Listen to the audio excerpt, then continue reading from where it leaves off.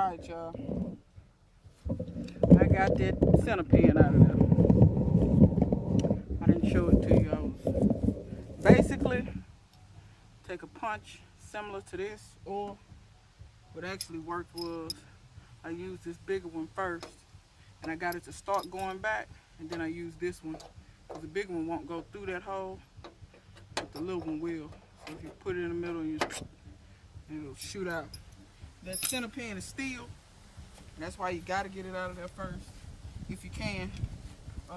Unless you got real good drill bits, and you can drill through this aluminum, because the rest of it's aluminum. But my drill bits, I don't know, that steel, it's hard to drill through that stuff. So, yeah. Anyway, try to get you. Now, let's see, get this sucker to focus. You know what? I'm gonna put y'all to the side. Ha! So this is drill.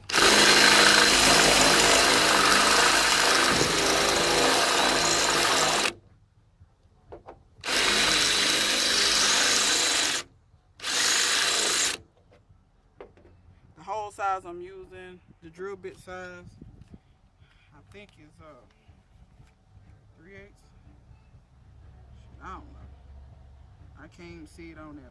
The end of the drill bit so rusty, but you want one that's pretty much almost that size right there.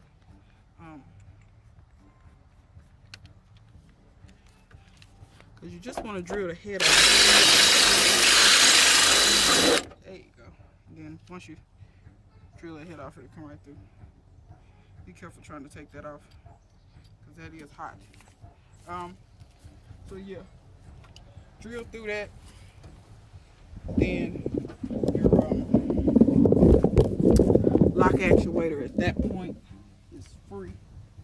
It's mount. That's the only thing that holds it is a rivet. If you don't have a rivet gun, I'm gonna try to set this up in here to where y'all can see. You can kind of see in there. Now it's loose, whereas before it wasn't loose. So we got an electrical connector down here, and then we got a rod that goes through a lock thingy up here. So I guess we can try to get this electrical connector first. I see that little clip, that little tab right there. I'm gonna stick the screwdriver behind that, and that side just broke off. I'm not surprised. Real brittle, people. Real brittle. Actually, that was already broke. I didn't break it.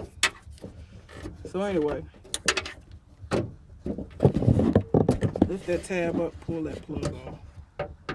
Somebody did put some dielectric grease in there, which is good. Now that this is swinging free.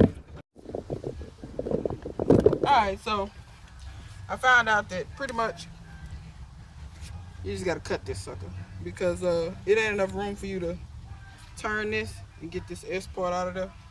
So I just used some bolt cutters, cut it off, and I was able to get that piece out. If you look at the new one, I'll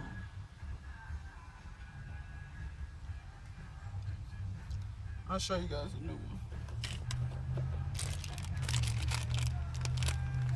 You can kind of see how they did it, because I think they knew that it ain't enough room unless you take out your window track. And I'm not taking out a window track for this. That's ridiculous. That means the windows got to come out and all that stuff. But when you get your new one, it'll come with a bunch of these lock rods, because this actuator fits a bunch of different cars. And you pretty much find the one that corresponds, and see how it's got a roll pin. So I'm gonna find the one that corresponds to mine. There's two different ones with the S hook on the end. So my end had an S on it, so it's two different ones. So I gotta figure out, but you see they're different lengths. So I gotta figure out which one is supposed to be mine.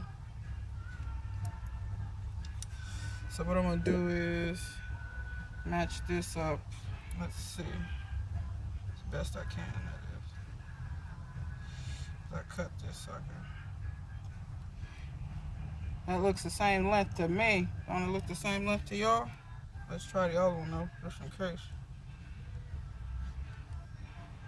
Looks too long to me.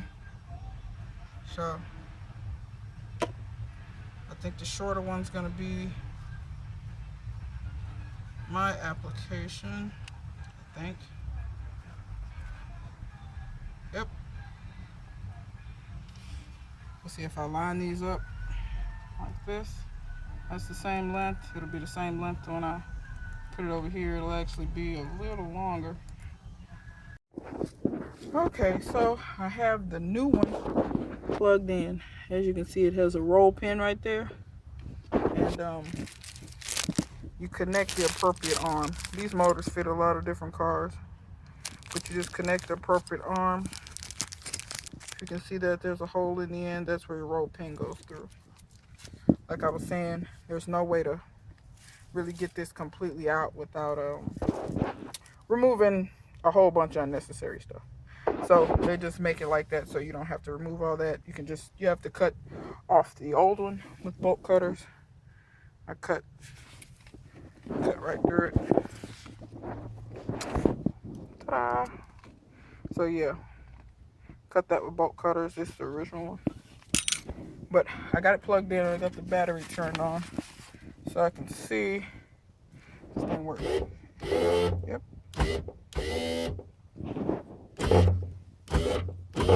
Okay.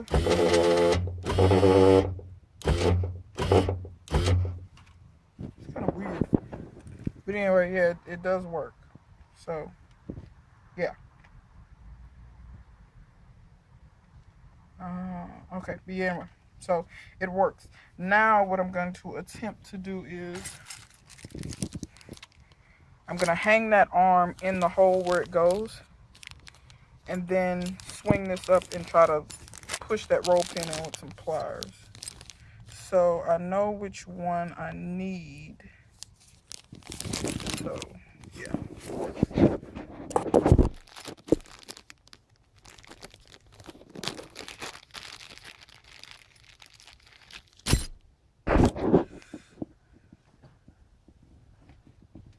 So there's Iris. Iris! Hey! Why are you not helping? Don't get in the truck. I know, don't get in the truck. I got a lot of stuff in here. Good dog, go that way. So, this is the arm that I need. So, there's a hole back in here. I'm going to be honest, I've been doing this blind because there's no way to show you up in here. But what I did was, once I cut the other one with bolt cutters, let's see if I can show you, maybe. See, I got the arm hooked up there. Well, you can see that kind of. So that's where it's supposed to go. This thing right here, that rod, it goes up to this locking. So when you actuate this, it's on the same lever. This goes to something, goes to the wind, goes to the lock on the outside of the door. But anyway, that's what you want to connect it to. What I'm gonna try to do is swing this up in here, slip the end of it in that hole, line up the hole where I can push the roll pin through. So I'll come back when I have that done. Okay, so we had a change of plans. Originally, that motor had a roll pin in it. There's the little roll pin. They want you to push it through. But when you line that thing up in there, it's so tight. And I tried to use pliers to squeeze it to push the roll pin through. Yeah, no, not the brightest idea. So, this is what I'm going to use. So, I got a stainless steel paper clip, which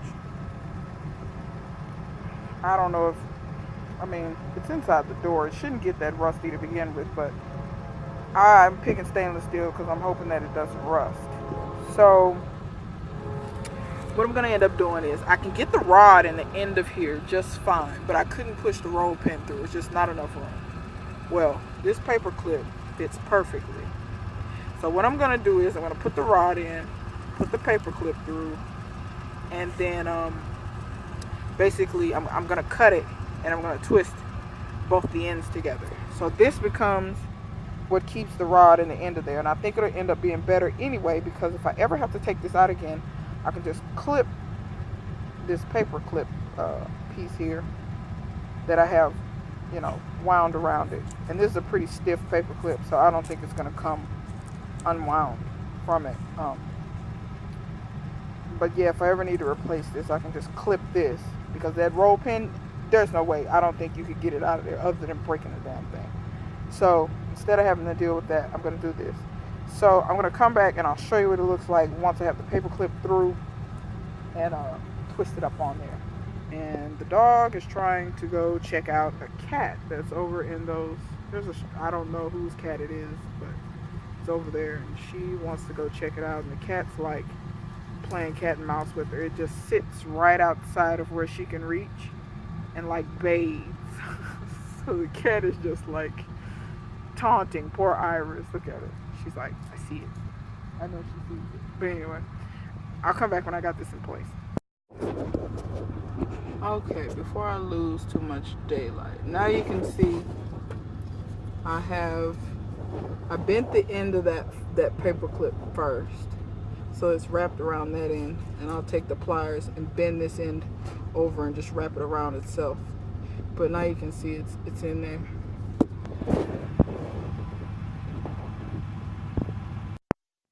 All right, so finally got this finished. Let me see, do I have a flashlight somewhere? I hope I got enough light. Make sure when you rivet this bracket right here, make sure your rivet's tight. And also be careful when you put this in. You want to put the actuator in the bracket first, and then you want to put this rod in up here that goes to the lock up there, because if you don't, you'll bend the rod in the motor itself, and then it'll be totally useless, and your locks won't unlock and lock. So now that that's done, that works. My rivet ain't the tightest in the world, so you can see that moves a little bit, but that's all right, as long as that works.